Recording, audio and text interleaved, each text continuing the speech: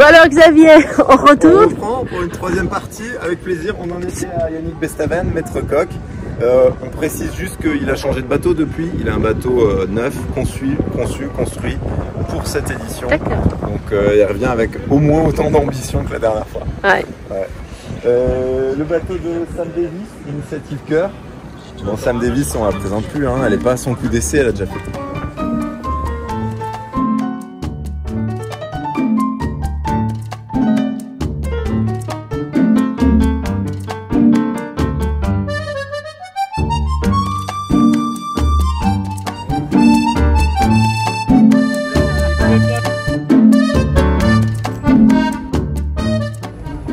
Alors vous avez vu la première partie des présentations de bateaux avec Xavier Macaire ce matin. Cet après-midi, on va découvrir, on va continuer les bateaux. Donc nous avons fait un tour de 10 par 10 avec Xavier Macaire. Malheureusement, le dernier Vendée Globe a eu des soucis avec sa quille. Elle a heurté en un objet flottant et elle a dû faire escale à Cap Town, je crois. Et elle a quand même fini son Vendée Globe. Il y a une équipe qui est venue l'aider à réparer, son équipe qui est venue réparer le bateau. Donc je pense que cette année, voilà, on lui souhaite et on espère qu'elle ne va pas avoir de soucis techniques et qu'elle va boucler son Vendée Globe.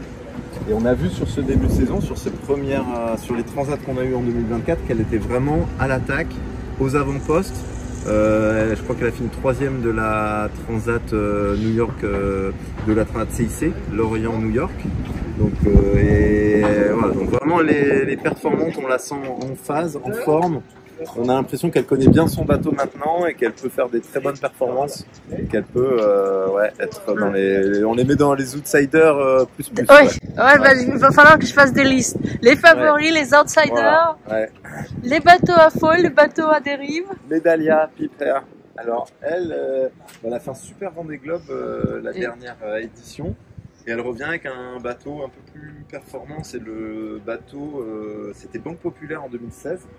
Donc voilà, un super bateau qui a évolué aussi avec des foils plus puissants que ce qu'ils avaient d'origine. Ça, c'est un bateau vainqueur de Vendée Globe 2016 avec Armand Leclerc. Et voilà, Piper, c'est une Britannique, super navigatrice, qui avait fait pas mal de sensations sur le dernier Vendée Globe parce elle avait un vieux bateau, elle avait le plus vieux bateau de la flotte, mais elle jouait quand même Elle avait très envie. Ah ouais, elle avait vraiment envie, on sentait, on sentait qu'elle est heureuse en mer et qu'elle est dans son élément sur le Vendée Globe. Monoyeur, c'est Benjamin Ferré. Là, un jeune skipper assez prometteur aussi. Alors qu'un bateau historique, parce que c'était le bateau vainqueur en 2012 avec François Gabard. Ah oui.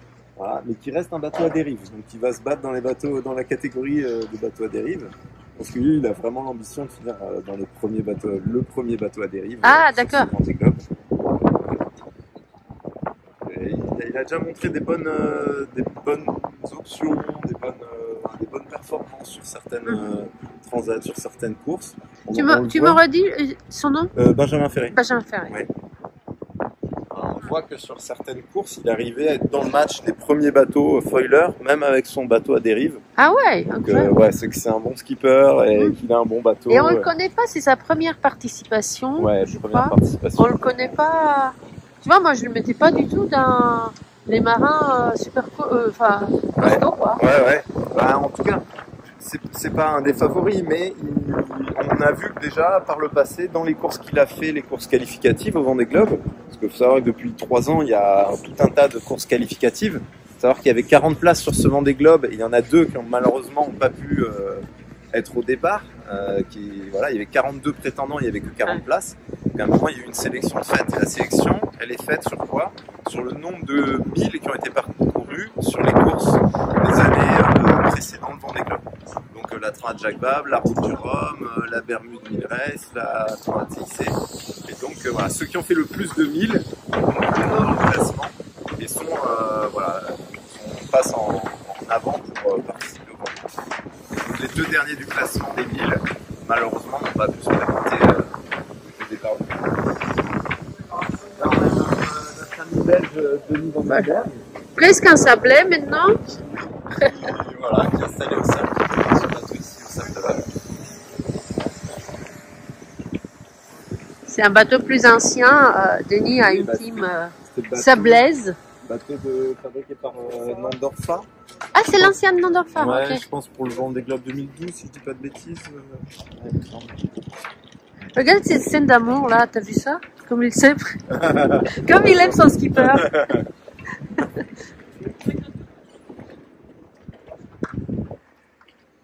Paul Meillat, de terre. Paul Meillat, je le connais bien, c'est un bon ami, on a navigué ensemble, on était concurrents au Figaro. Ouais, et c'est un super skipper, un super marin, un super skipper. Ouais, j'ai hâte de voir un peu ce que ça va donner sur le Vendée Globe parce que il avait fait en 2016 sur SMA et il était très bien placé pour il jouait le podium du Vendée Globe et il avait eu un souci avec sa quille. Il avait dû faire escale et malheureusement abandonner. Mais il a mis du temps avant de retrouver un partenaire, de pouvoir remonter un projet, d'avoir un bateau. À force de persévérance, il a réussi parce que le plus dur, c'est pas de faire le Vendée Globe, c'est d'être au départ parce que faut trouver les partenaires, faut se qualifier, faut se préparer, faut monter une équipe. C'est tout ça qui est très difficile au final. Et donc, je suis content de voir qu'il est là, Paul Meillat, et j'espère qu'il va faire une très belle course. Et je suis sûr même qu'il va faire une très belle course. Fabrice Amadeo. Qu'on connaît sur le Vendée Globe déjà aussi. Voilà. Fabrice Amadeo. Et là, on arrive sur un autre favori. Voilà, un de nos favoris. Donc là, on est au quatrième. On est au quatrième. Attends, je vais voir le bateau. Hop. Paprec. Alors, pourquoi tu le mets dans les favoris? Parce que Johan, il a gagné 2 fois la solitaire du Figaro. Il a gagné 2 fois la route du Rhum en classe 40. Là, il démarre un projet IMOCA. Ça fait un moment qu'il voulait passer à la catégorie IMOCA. Et là, avec Arkia Paprec, il passe sur le projet IMOCA. Et il a gagné. Il a fait 2e à Jacques Vabre. Son bateau a été prêt à naviguer. Il a fait 2e à Jacques Vabre. Et il a gagné la Transat CIC. Il a gagné le retour à la base aussi en 2023. Wow. Après Jacques Vabre, en Transat en solo. Et gagné la Transat CIC.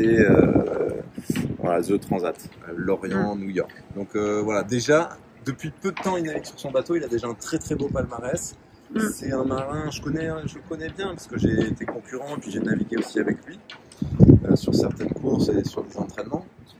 C'est un marin qui est très très fort techniquement et physiquement, enfin il a tous les atouts pour réussir, quoi. Il est vraiment au niveau réglage, vitesse, au niveau stratégique, au niveau technique aussi, très très bon technicien. Tout ce qui est développement du bateau, évolution, perfectionnement, fiabilisation du bateau, il est vraiment très très bon dans tous ces domaines. Louis-Duc. Dans les nouveaux. Ouais, Lantana, Five Group Lantana. Donc lui, il a un bateau de un peu ancien, génération 2008. Mais voilà, il va jouer, je pense qu'il va jouer dans les bateaux à dérive, il va essayer de jouer un peu aux avant-postes. C'est un très très bon marin aussi. Moi je le vois un peu comme un des loups de mer en fait, tu vois, il y en a plus beaucoup de loups de mer. Il y en a beaucoup. Mais c'est lui il a fait la Transat Jacques Vabre avec Marita Barry, je crois, c'est lui. Ouais. Voilà, mais moi je le connais bien parce que j'ai fait une expédition jusqu'au Groenland avec lui sur un bateau polaire. Et ouais, c'est vraiment la catégorie, je le mets dans la catégorie des loups de mer. Il est à la fois très sympa, à la fois très compétent en mer, et voilà, il est vraiment un bon marin et capable de beaucoup de choses, quoi, d'aller jusqu'au bout, et vraiment super sympa. Donc ouais, Louis-Duc, notre loup de mer, il est à suivre aussi. Dans les bateaux à dérive, il peut faire une bonne... Et puis je pense qu'il va nous faire des vidéos aussi sympas. Ça parce que ouais, je pense qu'il faut le suivre aussi sur sa communication, ça va être chouette. Ouais. Damien Séguin, super compétiteur, Damien. Donc, lui, il a fait les Jeux Paralympiques, il a gagné, je crois, 2 fois les Jeux Paralympiques, il a été champion du monde en mini-J. Enfin, il a un handicap à une main, mais il navigue comme si mieux que beaucoup de marins qui ont leurs 2 mains, quoi. Donc c'est incroyable. Mais tu sais, Xavier, attends, je refais une photo. Tu sais qu'il y a un 2e cette année sur le Vendée Globe. Oui, c'est qui a le même problème, oui, c'est le concurrent chinois, qui est, je crois, quasiment un champion olympique. Ah oui, oui, c'est des amis d'Afrique du Sud qui m'ont dit qu'il a fait un tour du monde avec son épouse. Et en fait, il a un super bon niveau et il a toujours navigué comme ça. C'est incroyable. D'accord. Bon, allez. C'est un bel exploit en tout cas. Et Tu ben, sais le bateau quoi? Jean Le Cam. Attends, avant Jean Le Cam, Ouais. nouvelle pause. Nouvelle pause. Et c'est la dernière. Allez, on se retrouve avec Jean Le Cam et il nous en reste combien? Une petite dizaine là? Et voilà, le nouveau bateau de Jean Le Cam. Le nouveau bateau Jean Le Cam. Donc pareil, comme Eric Bellion, il a choisi, il a fait un choix un peu particulier. Attends, au je vais niveau mettre de ce technique. côté-là à cause du soleil. Ouais. Voilà. C'est de faire un bateau à dérive droite et en scope, donc avec un avant très large. On voit que l'avant est quand même très large, très puissant. Au niveau de la forme de la coque, ça apporte beaucoup de puissance. On disait tout à l'heure dans la partie précédente que ça apporte aussi pas mal d'inconfort parce que beaucoup de choc au niveau des vagues quand le bateau tape dans les vagues, mais beaucoup de puissance. Je pense que son parti pris de ne pas mettre de foil, c'est d'essayer d'avoir un bateau plus léger aussi, parce qu'il faut savoir que les foils, comme ça a des contraintes très importantes dans la structure du bateau et dans le foil lui-même, il faut mettre beaucoup de matière, il faut avoir des pièces très solides, une structure dans le bateau qui vient accueillir le foil, la partie fixation du foil, il doit être extrêmement solide et donc ça demande de mettre beaucoup de matière. Donc les bateaux à foil sont plus lourds que les bateaux sans foil. Donc je pense que le pari de Jean Le Cam, c'est de dire on fait un bateau à dérive qui va certes avoir un peu moins de puissance parce qu'il n'a pas de foil, mais qui va être plus léger. Donc il va avoir quelques inconvénients à certaines allures, mais un avantage à certaines allures aussi, en ayant un bateau plus léger. Et dans le petit temps, par exemple, quand il n'y a pas beaucoup de vent, c'est plus avantageux d'avoir des dérives et avoir un bateau plus léger qu'un bateau à foil. Bah lui, de toute façon, il est sûr qu'avec ses vidéos et son franc-parler, on va le suivre. Il est arrivé tôt ce matin, je l'ai raté, je voulais le voir, mais il est arrivé à 5 h, je crois, ce matin. Non, puis lui, c'est un vrai marin. C'est un loup de mer, mais c'est un loup de mer de la génération d'avant. Des papis flingueurs, des tontons flingueurs, hein, Bilou, des Joyaux, de Le Cam, de cette génération, mais qui sont des compétiteurs vraiment hors pair et des techniciens aussi, parce qu'ils savent vraiment, ils ont la culture du développement du bateau, de concevoir, de créer, de construire. Et ils ont donc Jean Le Cam, il a vraiment toutes ses compétences et c'est important dans un Vendée Globe d'avoir toutes ses compétences, toutes ses connaissances. Et on l'a vu dans son dernier Vendée Globe, il finit quand même 4e avec un vieux bateau d'ancienne génération face à une dizaine de bateaux beaucoup plus performants que le sien. C'est vraiment la qualité du skipper qui a pu faire la différence sur la dernière édition. Je souriais parce que j'avais une blague débile en tête, mais je vais m'abstenir. Benjamin Dutreux, Guyot Environnement. Donc un des jeunes skippers bien motivés, qui ont bien la niaque là, sur ce Vendée Globe et qui a un beau bateau. Tiens, il y a un autre jeune là qui arrive sur son bateau. Ça va Manu? Ça va? T'es prêt? Ouais. Écoute, on essaye de tout faire pour l'être le jour J, quoi. Yes. Ouais, Manu Cousin. Manu Cousin. On a des sablés qui sont groupés là. Ouais. Ouais. Je sais pas si c'est pour se filer Est-ce que dans le Vendée Globe on fait des apéros pontons aussi ou pas? Pas trop. Pas trop. Après plutôt alors. Avec plaisir après. Manu Cousin qui est super sympa. Ouais, très sympa, ouais. Ouais, donc des projets sablés basés au Sable d'Olonne. Moi je côtoie au jour le jour toute l'année dans les préparatifs et on se file des coups de main. Parfois c'est moi qui vais les aider pour un truc, parfois ils m'aident pour un truc dans les préparatifs entre les équipes. Et oui, donc non, il n'y a pas d'apéro ponton pendant le Vendée Globe, mais par contre pendant le Vendée Globe, ce qui peut se passer, c'est de se retrouver deux concurrents à proximité, de se voir, et donc ça crée forcément de l'émotion. Il faut savoir, quand on est tout seul en mer sur un tour du monde pendant 90 jours, quand à un moment on retrouve un concurrent, on voit le bateau, on s'appelle à la VHF, on discute, c'est vachement d'émotion, quoi. Forcément, ça crée un peu d'émulation, un peu d'émotion, un peu de camaraderie. Et, ouais, c'est sympa. Ça peut être des moments forts pendant un tour du monde. Louis Burton finit quand même 3e du dernier Vendée Globe. Je pense que moi, il m'a vraiment impressionné sur le dernier Vendée Globe. C'était un des skippers je trouve qu'il avait vraiment mis du rythme, du charbon, qui était à l'attaque. Et pourtant, il avait eu des avaries, il avait dû s'arrêter, monter en haut de son mât. Il avait passé des heures en haut de son mât à réparer cette laitière de grand voile.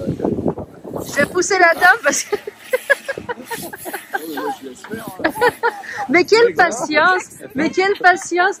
Ce garçon est le mari idéal. Il s'énerve pas, il reste là, il attend. La dame, elle bouge à gauche, il bouge à gauche, à droite. Bon, pardon. Ce garçon, c'est Benjamin Dutreux. Hein, c'est vrai? Mais oui!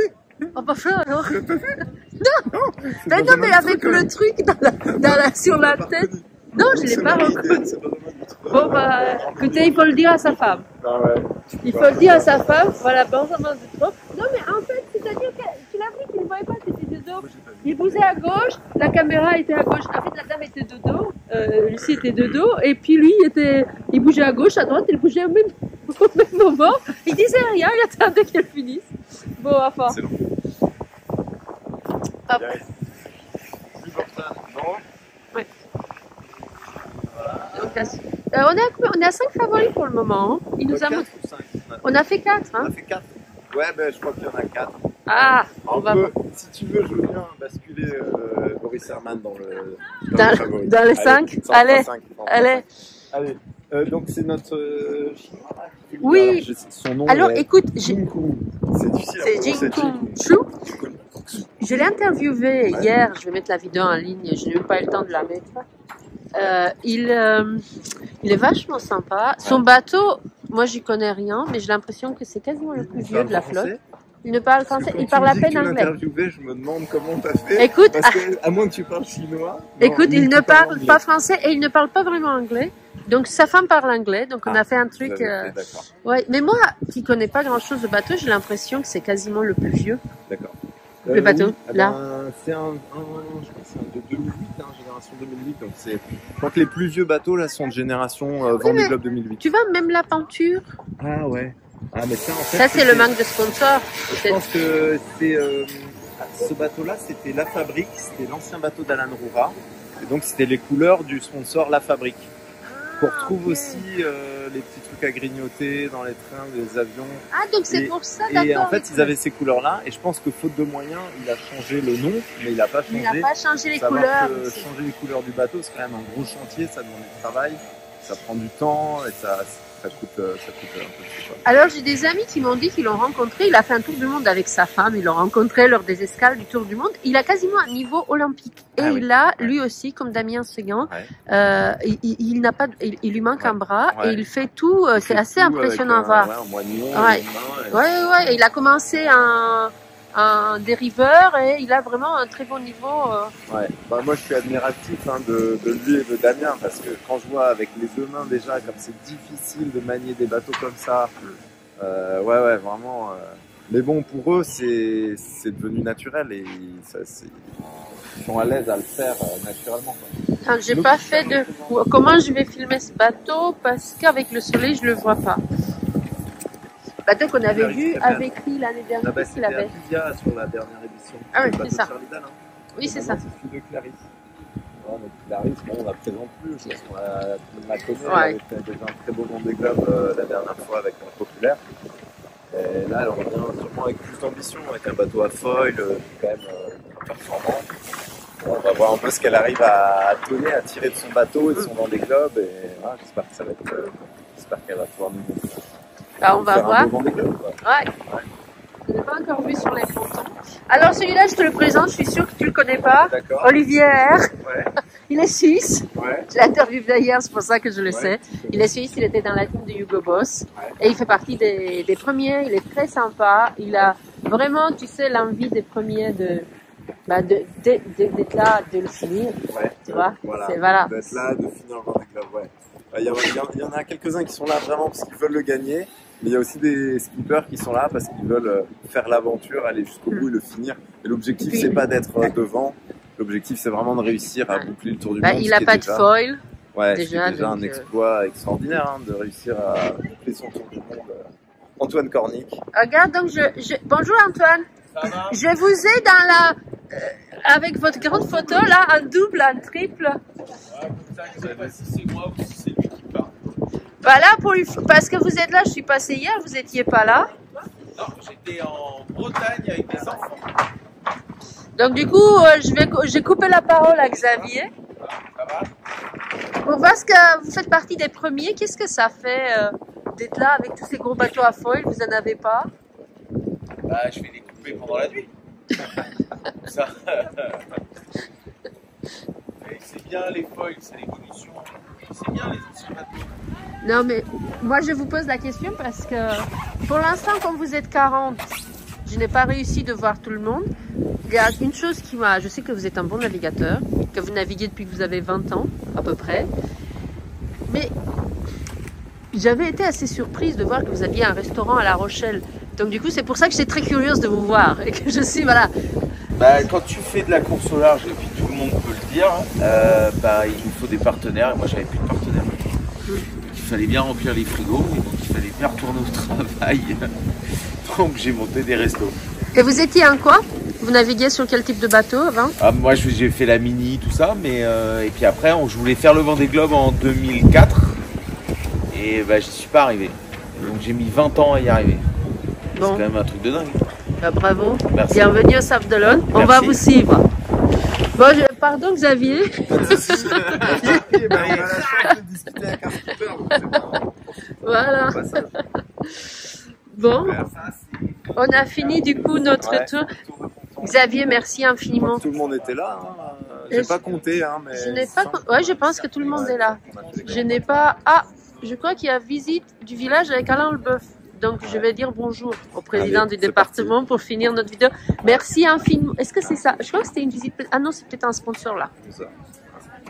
C'est peut-être ouais, c'est peut-être un sponsor. Bon, je vais aller le voir plus tard.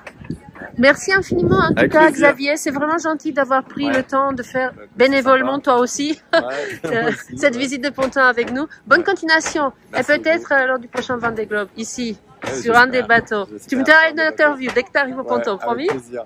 Merci. Voilà, ouais. Salut.